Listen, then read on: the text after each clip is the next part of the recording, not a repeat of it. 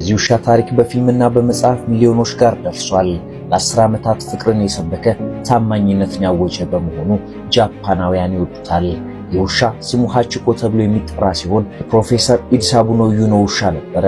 ፕሮፌሰሩ በፍቅር ተንከባክበው ያሳደጉት ሃቺኮ ሁሌ ጠዋት ወደሚያስተምሩበት ዩኒቨርሲቲ ሲሄዱ አብሮ ባቡር ጣቢያው ድረስ ሄዶ ፕሮፌሰሩን ሸኝቶ ይመለሳል። ማታ 11 ሰዓት ባቡር ጣቢያ ሄዶ ይቀበላቸዋል። ከዕለታት አንድ ቀን በ1935 ውሻው ፕሮፌሰሩን በጠዋት ሸኝቶ ማታ እንደ ልማዱ ሊቀበላቸው ባቡር ጣቢያ ቢጠብቃቸው ፕሮፌሰሩ ወደ ስራቸው በሄዱበት በልብ ድካም ሞተው ሳይመለሱ ቀሩ። ሞታቸውን ያላወቀውና እውነታውን ተነግሮት ሊረዳ የማይችለው ሃቺኮ ይመጣሉ ብሎ መጠበቁን አላቆመም። አንድ ቀን ብቻ አይደለም፣ 2 ቀንም ብቻ አይደለም፣ ጥቂት ወራትም አይደለም፣ ድፍን 10 ዓመታት እንጂ እሳቸውን ጥበቃ አዛዡ ባቡር ጣቢያ ጋር 10 ዓመታት ጠብቆ እዛው ሞተ።